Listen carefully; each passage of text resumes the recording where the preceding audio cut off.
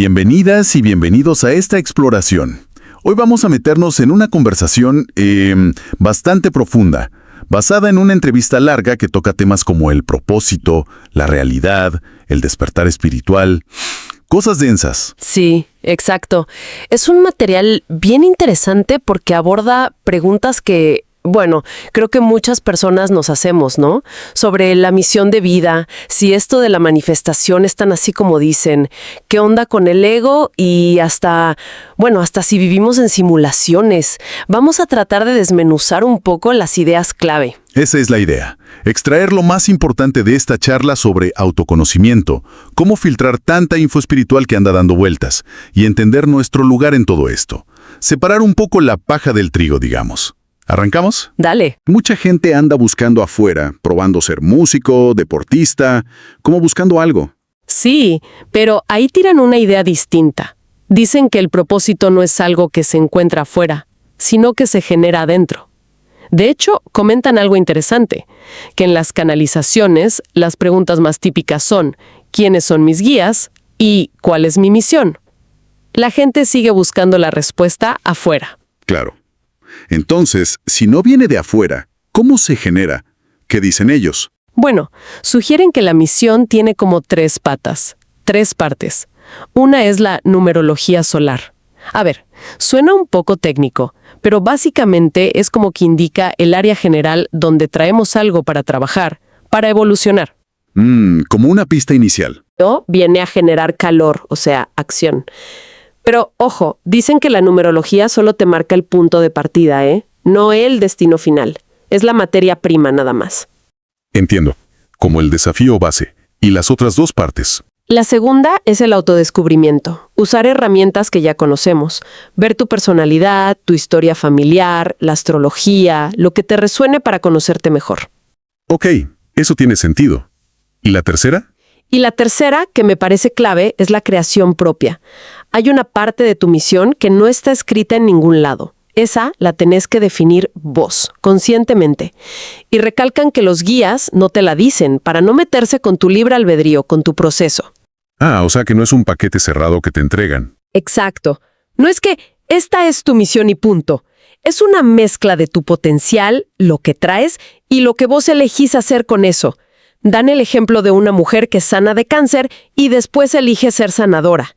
Claro, pero podría haber elegido ser, no sé, dar charlas sobre resiliencia o dedicarse a la meditación. Justamente. La elección final es tuya. El propósito se construye, no solo se recibe. Combina lo que traes con tu decisión. Y hablando de buscar afuera, acá la conversación pega un salto, ¿no? Empiezan a hablar de estar dentro de una computadora cuántica, de simuladores. Suena muy...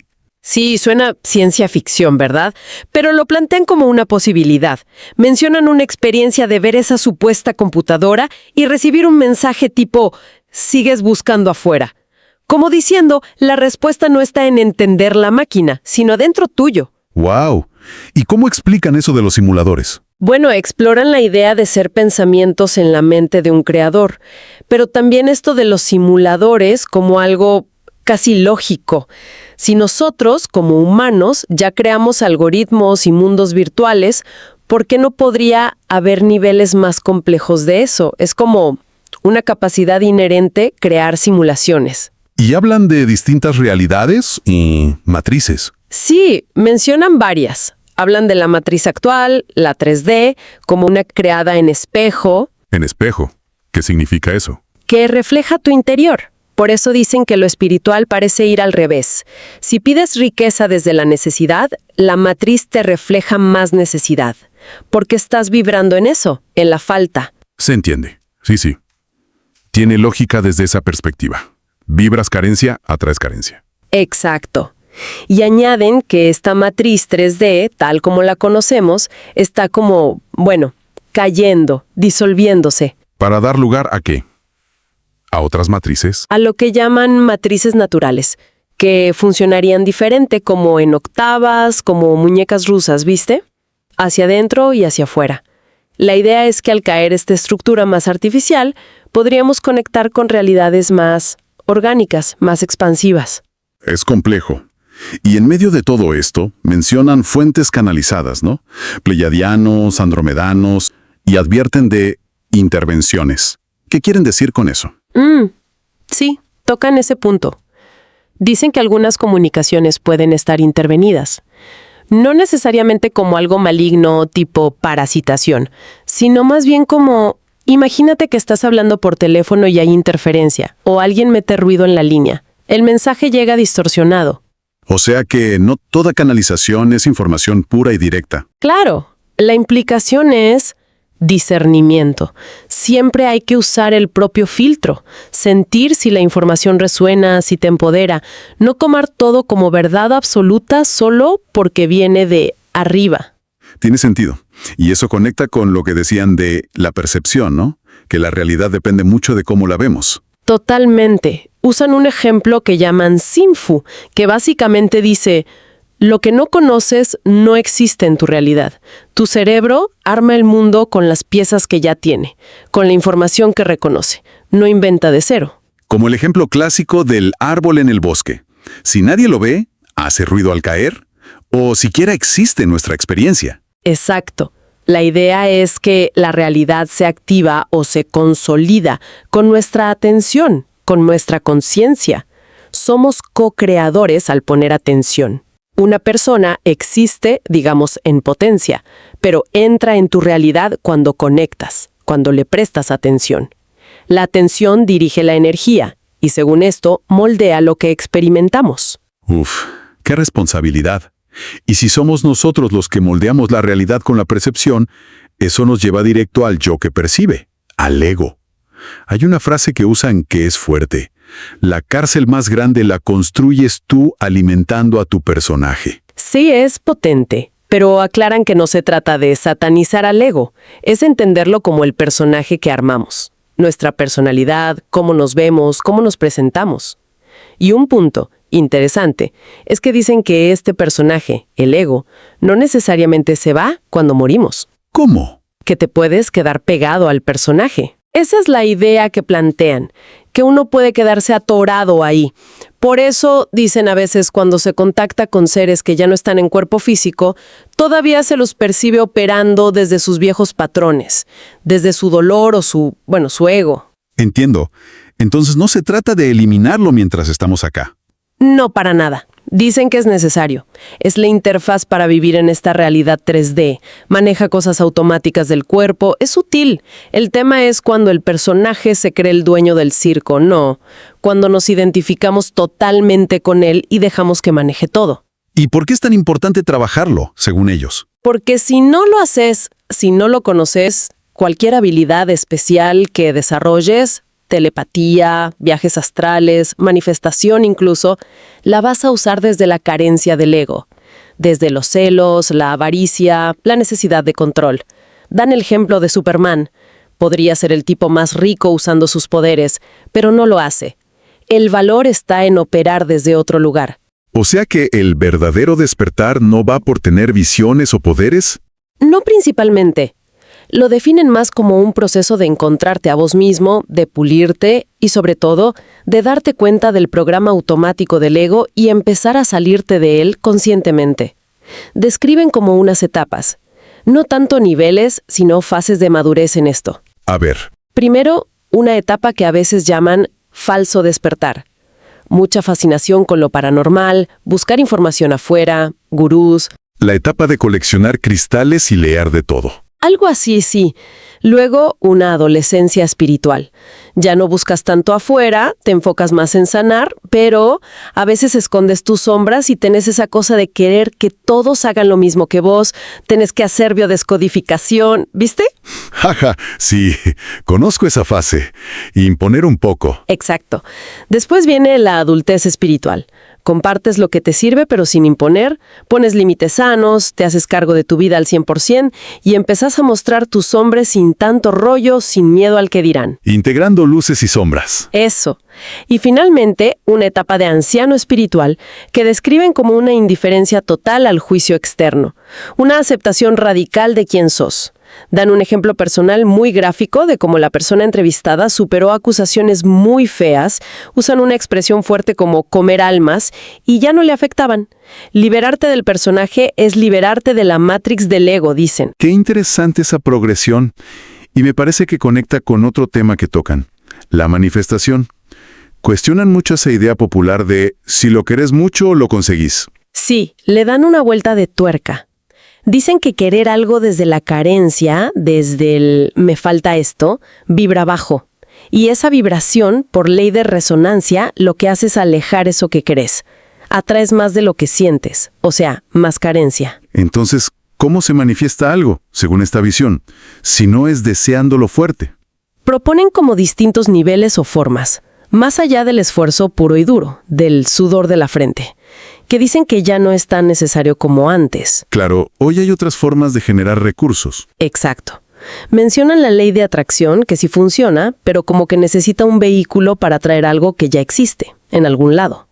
Luego hablan de la materialización instantánea, que llaman medio en broma a la pachita. Como sacar cosas de la nada. Algo así, como bajar cosas directo del éter. El dinero que aparece en un bolsillo, el objeto que necesitabas justo ahí, dicen que requiere darse cuenta y aceptar que tenemos esa capacidad. Suena increíble. ¿Y el nivel más alto? Manifestar desde la plenitud, cuando ya no lo necesitas. Cuando internamente sentís que ya lo tenés, que ya viviste esa experiencia. Entonces, lo material llega como un eco, sin esfuerzo, porque no hay apego ni vibración de falta. Incluso sugieren que a veces lo que deseamos mucho es un recuerdo de otra vida o línea temporal donde ya lo teníamos. Entonces, ¿el deseo como tal puede ser una trampa? Muchas veces sí, dicen, porque gran parte de lo que deseamos no es genuinamente nuestro. Viene de la carencia que nos mete el sistema, la Matrix, la publicidad, los modelos de éxito, hasta los personajes de la tele que nos forman ideas del amor. El ejemplo que daban de enamorarse de un ideal de personaje de serie. Justo. Por eso, la clave es preguntarse, ¿por qué quiero esto? ¿De verdad lo quiero yo? ¿O es un programa? ¿Qué vacío creo que va a llenar? Descubrir la raíz y después soltar el apego al resultado.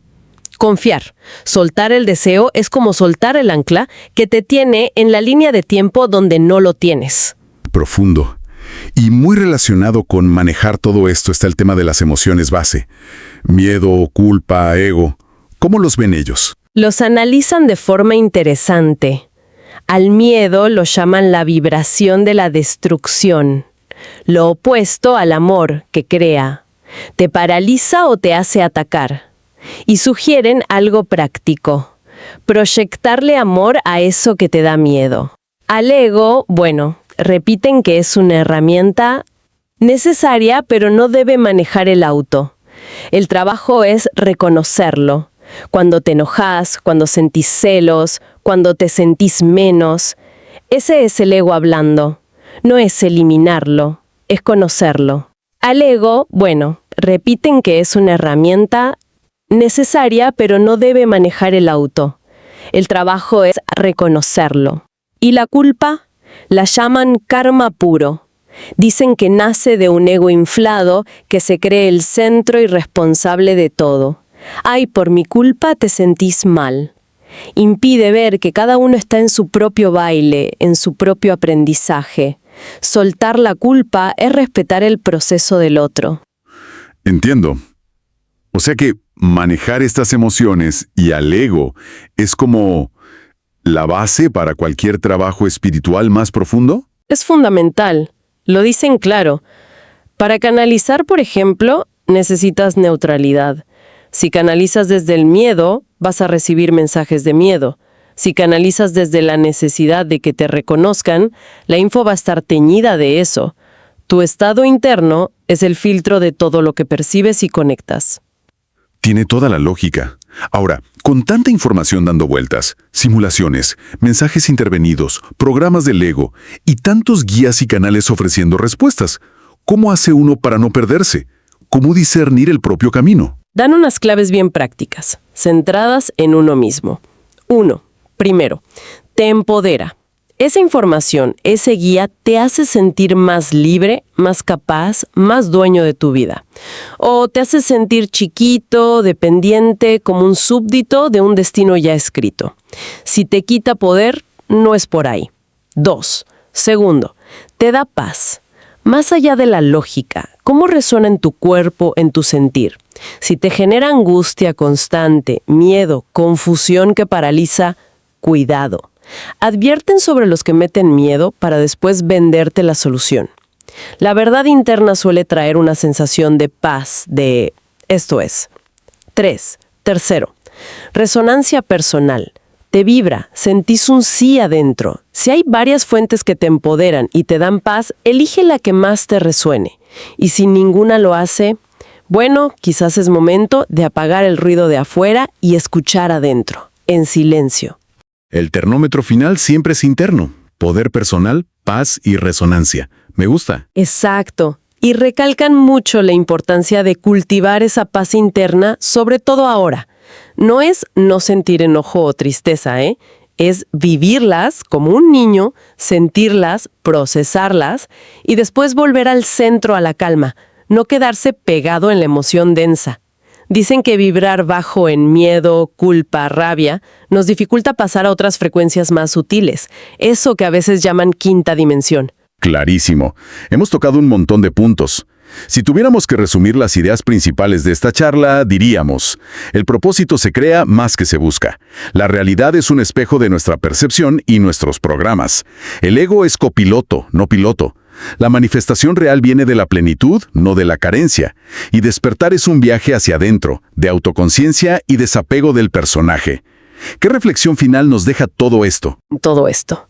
Dicen algo así: si aceptamos que nuestra realidad está filtrada por nuestros programas, miedos, deseos que no son nuestros, culpas, y que al reaccionar a ellos creamos más de lo mismo, ¿qué pasaría si en vez de reaccionar al programa, eligiéramos conscientemente qué película proyectar adentro nuestro? ¿Qué pasaría si eligiéramos la peli desde la libertad, desde el desapego, solo por el placer de experimentar esa nueva vibración? ¿Qué realidades podríamos empezar a sintonizar si de verdad tomamos el control del proyector? Una pregunta para quedarse pensando, ¿no? Para seguir explorando cada uno.